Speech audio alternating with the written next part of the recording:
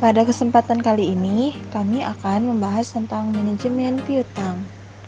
Kelompok kami beranggotakan 4 orang yang diantaranya yaitu Aurani Syaputra, Fahri Ardianto, Khairil Kolbi, dan Roziana. Adapun dosen yang mengajar mata kuliah ini yaitu Ibu Marcella Dias atau yang biasa kami panggil dengan Bunda Marcella. Pengelolaan atau manajemen piutang adalah serangkaian upaya yang dilakukan demi mengelola piutang usaha milik perusahaan. Pengelolaan tersebut terdiri dari serangkaian aktivitas meliputi planning, monitoring, dan controlling terhadap dana yang akan ditagihkan. Piutang merupakan kekayaan perusahaan yang timbul sebagai akibat dari dilaksanakannya politik penjualan kredit, kebijakan kredit dengan tujuan mendapatkan laba yang optimal dengan risiko minimal. Piutang adalah tagihan kepada pihak lain di masa yang akan datang karena terjadinya transaksi di masa lalu. Biaya atas piutang. Biaya atas piutang diantaranya yaitu biaya penghapusan piutang, biaya pengumpulan piutang, biaya administrasi, dan biaya sumber dana atau modal.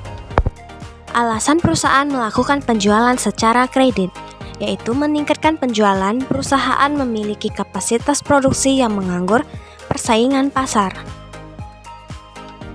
Selanjutnya yaitu ada manajemen piutang. Di sini ada 3 poin. Yang pertama yaitu perencanaan jumlah dan pengumpulan piutang. Yang kedua adalah pengendalian piutang, dan yang ketiga ada penggunaan rasio.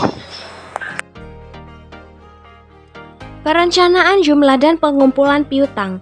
Rencana jumlah piutang pada waktu yang akan datang disusun berdasarkan budget penjualan dengan memperhatikan persyaratan pembayaran yang ditawarkan perusahaan dan kebiasaan pelanggan membayar utangnya.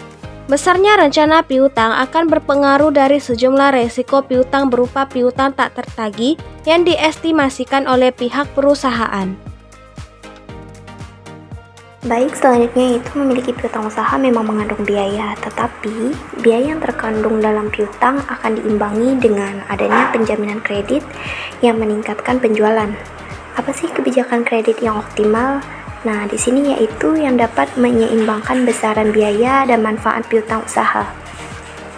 Selanjutnya ada pengendalian piutang. Di sini ada 5 poin. Yang pertama yaitu penyaringan pelanggan, penentuan risiko kredit, penentuan potongan-potongan, pelaksanaan administrasi yang berhubungan dengan penarikan kredit, dan penentuan ketentuan-ketentuan dalam menghadapi penunggak. Faktor yang mempengaruhi besarnya piutang. 1. Volume penjualan kredit. Semakin besar volume penjualan kredit, makin besar investasi yang tertanam dalam piutang. 2. Syarat pembayaran atau termin. Semakin lama masa kredit, semakin besar investasinya. Misalnya, 5/10, N/60.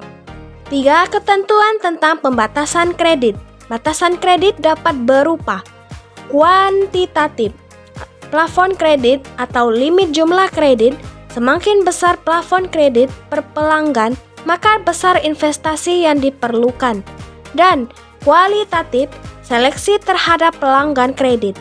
Makin ketat seleksi akan semakin memperkecil investasi dalam piutang. Poin selanjutnya yaitu kebijakan pengumpulan piutang. Di sini ada 2 sifat, yaitu bersifat aktif atau debt collector, dan pasif yaitu keyakinan bahwa debitur menepati janji. Poin selanjutnya yaitu kebiasaan membayar dari para pelanggan. Apabila sebagai membayar pada masa diskon, maka membutuhkan investasi kecil, tetapi jika pelanggan membayar pada hari ke-30 atau menunggak, maka perlu investasi yang besar. Penilaian terhadap calon pembeli dalam kurung resiko kredit. Karakter, menyangkut kejujuran, tanggung jawab dalam memenuhi kewajiban. Capacity, kemampuan untuk membayar hutangnya, atau dilihat dari aktiva dan jumlah hutang. Kapital, dilihat dari jumlah modal sendiri yang dimiliki perusahaan dari suatu periode, serta perbandingan antara modal sendiri dan modal asing. Collateral, jaminan dalam pengambilan kredit. Dan conditions, kondisi perekonomian secara umum. Baik, selanjutnya ada langkah-langkah penentuan risiko kredit. Di sini ada penentuan batas tertinggi risiko kredit. Misalnya dalam 5 tahun terakhir terjadi kredit yang tidak tertagih seperti 4%, 3%, 5%, 6%, dan 5%. Maka dapat ditentukan batas tertinggi sebesar 6% dari penjualan kredit. Selanjutnya ada mengadakan klasifikasi pelanggan dan seleksi pelanggan tetap. Syarat penjualan secara kredit dibagi menjadi 4, yaitu jangka waktu kredit, potongan tunai, periode potongan, dan jenis kredit. Ini berbeda antar industri yang berbeda, dengan catatan 2/10 N/60. Artinya, pelanggan mempunyai jangka waktu 60 hari sejak tanggal transaksi dilakukan untuk melunasi semua utangnya. Akan tetapi, jika pembayaran dilakukan dalam waktu 10 hari, pelanggan mendapat potongan tunai sebesar 2%. Adapun contohnya yaitu apabila pelanggan membeli barang senilai Rp1.000.000 dengan syarat penjualan 2/10 net 60, maka pelanggan mempunyai pilihan untuk membayar dalam 10 hari sebesar Rp1.000.000 dikali 1 dikurang 0,2 yaitu Rp980.000 atau membayar 1 juta dalam waktu 60 hari. Perputaran piutang merupakan periode waktu terikatnya dana pada piutang. Kas ke inventory, inventory ke piutang, piutang kembali lagi ke kas. Periode perputarannya piutang tergantung dari panjang pendeknya ketentuan waktu yang dipersyaratkan dalam syarat pembayaran kredit. Tingkat perputaran piutang didapatkan dari penjualan neto kredit dibagi rata-rata piutang. Penjualan neto kredit adalah semua penjualan kredit sesudah dikurangi potongan-potongan, sedangkan rata-rata piutang dapat dihitung dari piutang awal atau neraca awal ditambah piutang akhir atau neraca akhir dibagi 2. Pengumpulan piutang. Rata-rata pengumpulan piutang 365 dibagi tingkat perputaran piutang sama dengan jumlah hari. Catatan, literatur Amerika biasanya menggunakan angka 365 hari dalam menentukan rata-rata pengumpulan piutang. Pengumpulan piutang.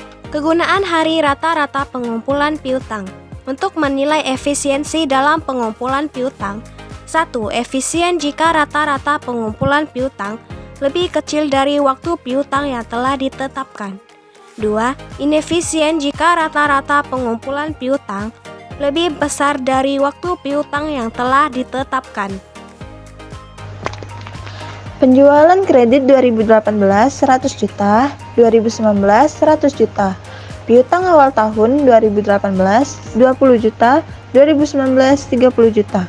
Utang akhir tahun 2018 30 juta, 2019 10 juta. Rata-rata piutang 2018 25 juta, 2019 20 juta. Maka tingkat perputaran piutang pada 2018 4 kali, pada 2019 5 kali. Rata-rata pengumpulan piutang 91 hari dan 73 hari. Hal ini dapat dibandingkan dengan 1. Batas waktu pembayaran, 2. Rata-rata periode sebelumnya, 3. Rata-rata perusahaan lain yang sejenis usahanya. Demikian video pembelajaran manajemen piutang dari kami. Terima kasih sudah menyimak sampai selesai.